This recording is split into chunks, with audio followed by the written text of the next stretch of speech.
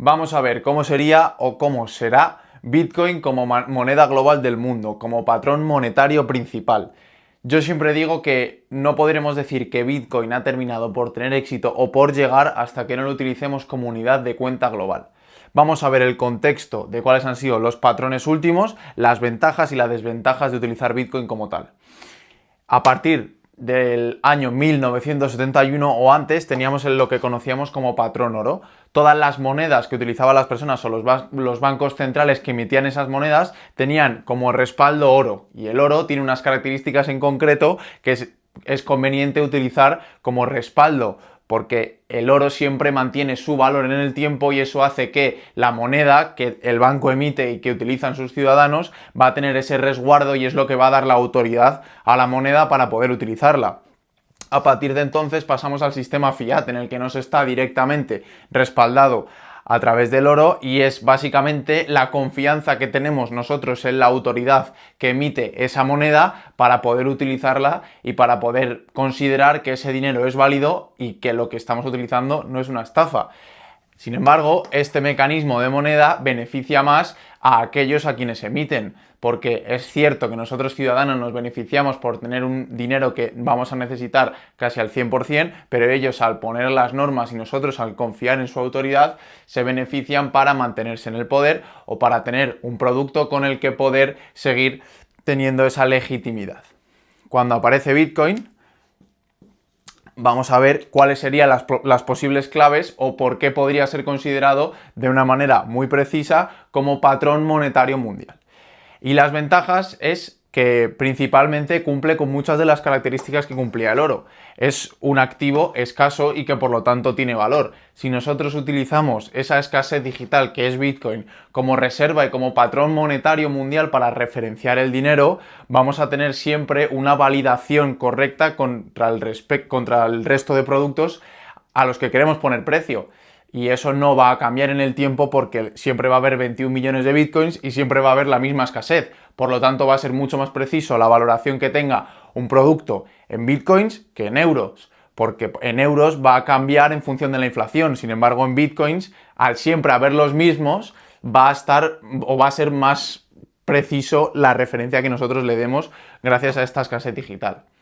Uno de los puntos más importantes que yo considero es la neutralidad, es decir, Bitcoin no le pertenece a nadie en concreto, Bitcoin no es de ningún país, de ninguna nación, de ningún gobierno que pueda a lo mejor someter o imponer sus propias condiciones debido a que su moneda es más fuerte en el mundo, por ejemplo, lo que ocurre actualmente con el dólar. Si nosotros tenemos Bitcoin como patrón monetario mundial, al ser una moneda neutra que no tiene que compensar a nadie y que no tiene que responder a nadie ni a ningún gobierno, es mucho más justo para todos aquellos que participan en esa economía, ya que Bitcoin no discrimina o no considera quién es quién para X tratos. Otro punto concreto que no tiene, por ejemplo, el oro, pero que sí tiene el fiat, es la portabilidad y la divisibilidad.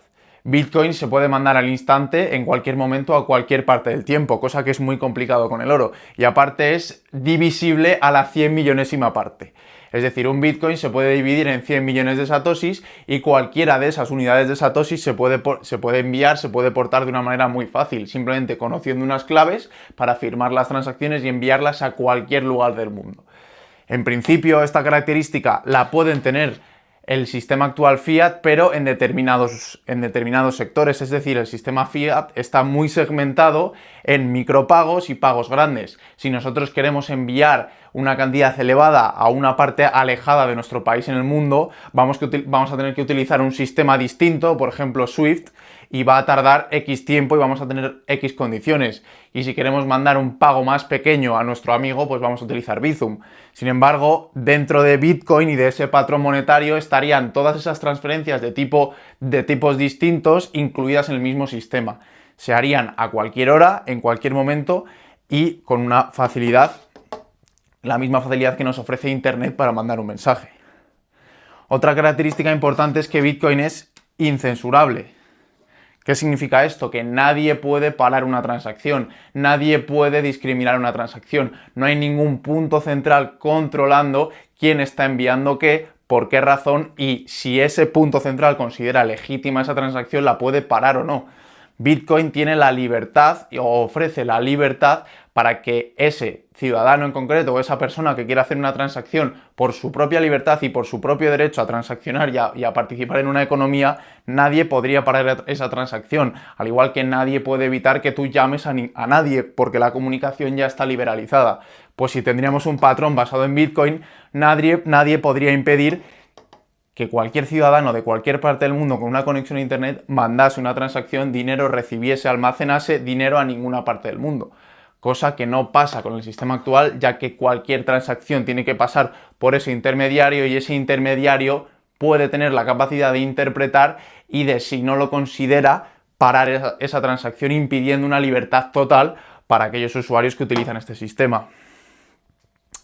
Otro punto muy útil es que Bitcoin serviría como reserva para aquellos estados, incluso como una reserva estratégica, ya que al ser un activo de características neutras y que no depende del comportamiento, del rendimiento de una economía de un país en concreto, sería una reserva que dependería de la misma manera para todos aquellos que la custodien. Es decir, si nosotros tenemos una reserva estratégica de Bitcoin y nuestro aliado o incluso nuestra competencia tiene la misma reserva, ya es un punto estratégico en el que ambos, independientemente de nuestro rendimiento, vamos a sacar el mismo partido a lo que nosotros estamos atesorando como reserva neutra, que sería Bitcoin, porque Bitcoin o el desempeño de Bitcoin no va a depender de nosotros, va a depender de la propia red global que no pertenece a nadie y de cómo se va a desarrollar. Otro punto importante es que si nosotros vivimos en un patrón Bitcoin, seríamos capaces de descentralizar el poder, porque aparecería una herramienta para los ciudadanos con la cual técnicamente sería imposible para cualquiera de extraer el dinero de aquellos que lo posean. Por ejemplo, si los ciudadanos que viven en un patrón Bitcoin no están de acuerdo con una medida en concreto que supone el pago de unos impuestos en concreto, es el ciudadano el que tiene mayor potestad en decidir qué ocurre en su sociedad, porque ya no existe la técnica o la capacidad del Estado que organiza en expoliar fiscalmente a aquellos ciudadanos, porque no tiene la técnica ni la capacidad directa para quitarle su Bitcoin, porque por cómo funciona Bitcoin es el poseedor el único que técnicamente puede optar a transaccionar con ese dinero que tiene. Vamos a ir con algunas de las desventajas. Y la primera es la volatilidad, que es un punto muy importante. Actualmente, Bitcoin todavía es un activo que es muy volátil con respecto a otras monedas.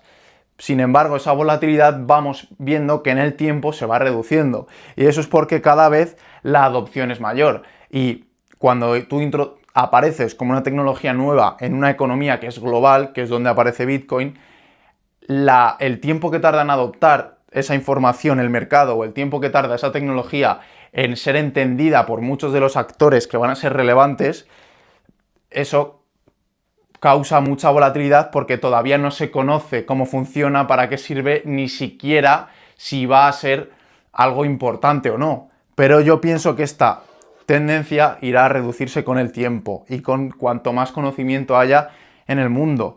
Y un contraargumento muy bueno para esta desventaja es que, por cómo está programado Bitcoin y por cómo funciona su código, un Bitcoin siempre va a ser un Bitcoin. Esto significa que no hay ninguna manera de imprimir o de crear nuevas unidades que puedan provocar que el Bitcoin del año pasado hoy sea menos valioso porque haya más unidades. El mismo Bitcoin de 2009, el año en el que apareció, va a ser el mismo Bitcoin del año 3100, porque ese código se va a mantener y por lo tanto no va a haber una volatilidad en el sentido de las unidades existentes, que eso va a garantizar la escasez y el valor que tiene toda esta red. Otro punto importante a considerar como desventaja es la escalabilidad. ¿Eso qué significa? Que nosotros tenemos como protocolo una red base para integrar un sistema monetario mundial, pero hacen falta nuevas soluciones para construir para determinados casos de uso. Por ejemplo, Bitcoin como protocolo y como capa principal no es ideal para pagos instantáneos y para pagos rápidos, para pagar un café, por ejemplo. Sin embargo, es cuando aquí aparecen nuevas soluciones de capa 2 es decir, aplicaciones que están construidas encima de esa base que es Bitcoin, que sería el patrón, para hacer pagos instantáneos. Y esta escalabilidad depende mucho del trabajo que hagan empresas o que hagan desarrolladores o de soluciones que la comunidad vaya aportando para construir encima de este patrón. Lo que pasa que eso tiene muchos incentivos, ya que puede ser muy rentable para aquellos que den con soluciones de escalabilidad correctas. Lo mismo fue ocurriendo con Internet. Por ejemplo, los servicios de correos los ofrecen unas empresas que han ido construyendo sus servicios encima de Internet y que luego esas empresas les ha permitido hacer negocio vendiendo otros tipos de servicios dentro del mismo Internet. Pues la misma tendencia tiene que aparecer aquí en Bitcoin. Tiene que aparecer empresas que ofrezcan servicios de escalabilidad para facilitar el uso de este protocolo, pero que a su vez consigan, por ejemplo, vendiendo hardware wallets, hacer negocio para mantener esta escalabilidad.